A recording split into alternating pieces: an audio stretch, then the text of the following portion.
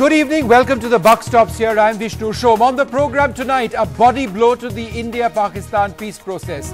Pakistan, it seems, has backstabbed India and have said the peace process is suspended. That's what the High Commissioner said in Delhi. And they've indicated that Indian investigators who were supposed to go to Pakistan to look into the Pathankot blasts in terms of investigations will now not be welcomed. Is this the end of the Modi-Sharif bonhomie? Hours after the statement by the Pakistani ambassador, there is now finally a response from the External Affairs Ministry. Perhaps the government of India in shock, not really understanding where this goes. We'll bring you that response from the External Affairs Ministry in just a few moments from now. And finally, he's a star candidate of the BJP ahead of the Kerala elections. But is the former India fast bowler S. Sreesanth out of his depth ahead of the polls in the state? We bring you an exclusive interview. But first, here's what the Pakistani High Commissioner had to say. The comprehensive bilateral peace process is on track, or has it gone off track? Where are we now? I think at present it is suspended. So let's see if we are able to commence the dialogue process. This whole investigation is not about the question of reciprocity in my view. It is more about extending cooperation. It's not a question of reciprocity. I think it's more about cooperation between our two countries on this issue.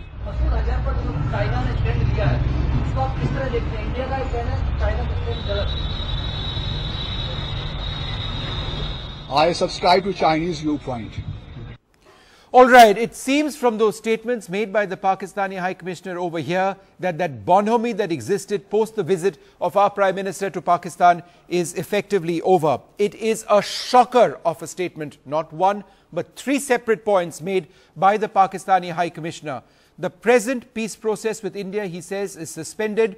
The Pathankot probe is not about reciprocity, but about extending cooperation. He was asked that question 3 times and we played out those answers over there. However, in just the last little while, the External Affairs Ministry has responded.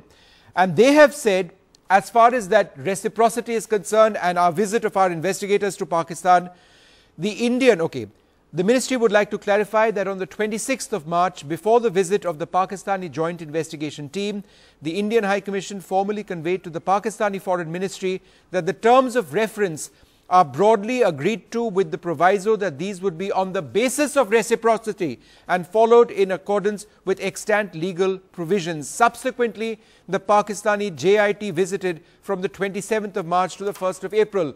They visited. There was a sense that India would go over there with our investigators. The Pakistani High Commissioner says that, look, this isn't all about reciprocity. In which case, what was the agreement that both sides had agreed upon? That's just one part of it. Perhaps an even more fundamental part of it, the peace process is on hold. The High Commissioner says it's suspended. Joining us to discuss this from Pakistan, Air Vice Marshal Shehzad Chaudhry, a strategic affairs expert, Ambassador K.C. Singh, former Secretary, Ministry of External Affairs, over here in Delhi, Lieutenant General Shankar Prasad, the former Director General of Infantry in the Indian Army, C.R. Keshavan, spokesperson of the Congress Party, and Sambit Patra, the spokesperson of the BJP. Sambit, what does this say about the bonhomie that we thought was very positive between our Prime Minister and the Pakistani Prime Minister? Has that effectively come to naught? No, I would not say that it has come to a naught because of the very fact, and I would humbly submit, though there are senior people on panel and they would reflect wisely, but I think the High Commissioner duty is to reflect accurately upon the Ministry of External Affairs of the country.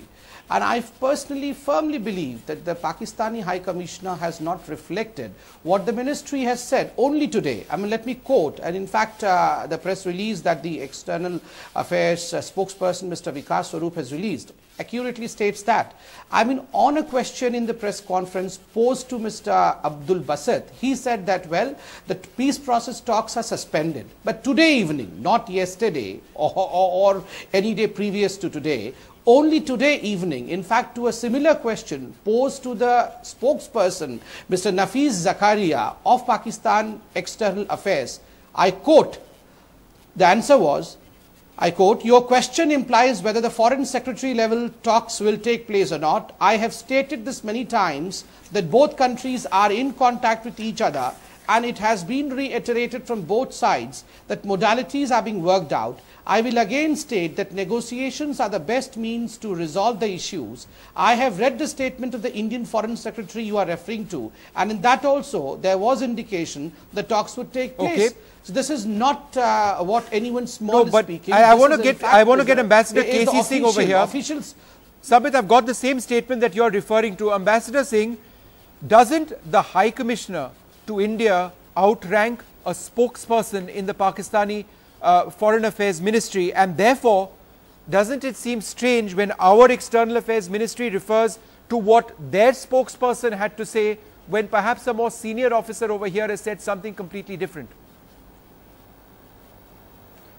No, it would be unimaginable for a High Commissioner, and he's been a former Foreign Secretary, he's been a Foreign Secretary before, and also a Joint Secretary, Director General dealing with India, for him to make an elementary mistake. He's obviously done this under instructions. And if we recall, he's actually repeated it.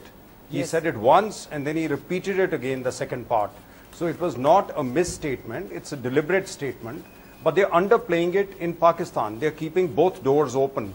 I won't call it a contradiction. What they're saying is, you see, what we have said is we want the focus only on terrorism, which means the NSAs will talk and sort out the terrorism, and we'll continue to exchange visits, etc., till we are satisfied on Pathankot.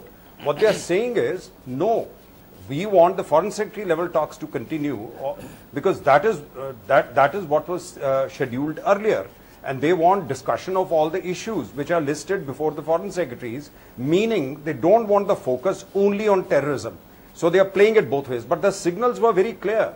The arrest of Jadhav in Baluchistan, the Chinese acting up in the Security Council and not allowing us to list Azhar and his organization. So the signals were coming for a few days. And then the leak to the Pakistani media, which was again underplayed here in Delhi, which clearly said that we are not satisfied. This is something India has done onto themselves. So you're getting multiple leaks, besides information that the Pakistani military has literally taken over security in Punjab after the blast there. And the hand of Nawaz Sharif is further weakened because in his home state, the security has been taken away from the police force, which reports to his brother. And the army is taking action like they did in Karachi earlier. So the game was slipping away. It was quite obvious. So I wouldn't be surprised when Mr. Basit has cleared it with the army. Air Vice Marshal Shahzad Chaudhry, there was so much optimism when the two leaders met. In fact, there is a sense that the Pakistani investigators coming across to India was facilitated in a sense as a result of the bonhomie that the two leaders had demonstrated. Yes, the attacks came later on, but because there was a sense of progress between the two countries that the investigators were able to actually come across. It seems to us over here that we've been stabbed in the back. Is this, as Ambassador KC Singh suggests, the Pakistani army asserting itself once again clearly on relations between the two countries? I think let's go back to what KC said, and I think I partly agree with what he reflected upon. It has a bit of a history to it, in the sense that when the two foreign ministers and the prime ministers met, what was discussed was that we will deal with Pathankot as a separate element and as a separate problem or an issue that both sides need to work on together. And at the same time, in parallel, we'll begin the foreign secretary's talk. Now, when your foreign secretary spoke to at the inauguration of the Carnegie India in Delhi, he made a speech there in which he said that the foreign secretary's talk, I mean, he implied foreign secretary's talk because that would have been the initiating trigger for the comprehensive dialogue to take place, will not take place unless and until India is satisfied with the results of Pathankot. Okay. So what then Do you hear me? Yeah, Air Marshal, what then is the way forward? I mean, is it all over? Pakistan seems to suggest now that the talks are over, that the peace process is suspended. Hello. These were words used by the Pak High Commissioner. These are very strong statements.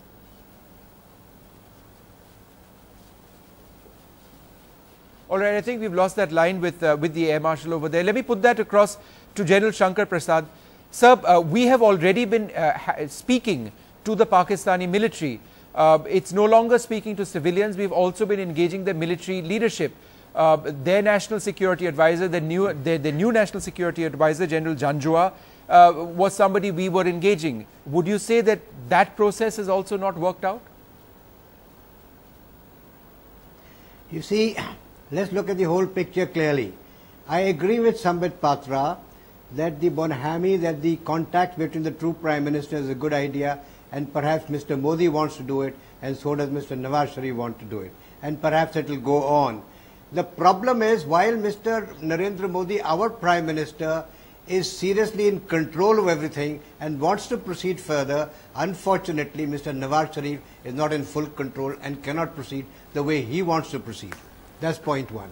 The point two is this, that we must understand, whatever be the situation, the foreign policy of Pakistan vis-a-vis India is controlled and approved by the Chief of the Army Staff of the Pakistan Army. The ambassador, the High Commissioner of Pakistan in India has to take directions or whatever he speaks from the Chief of the Army Staff of Pakistan. Therefore, what you heard today is what he said.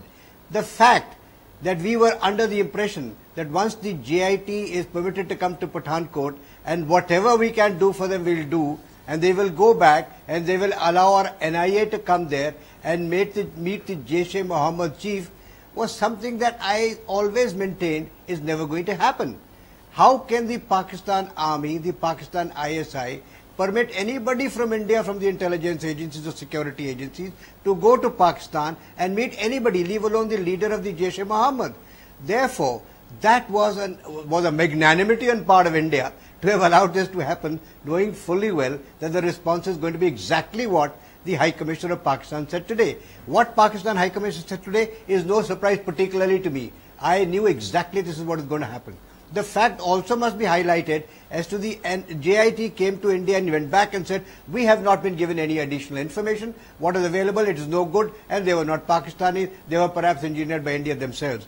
And they say now that the Pakistani investigating agency, the ISI officers, should have been given permission to meet the security forces personnel.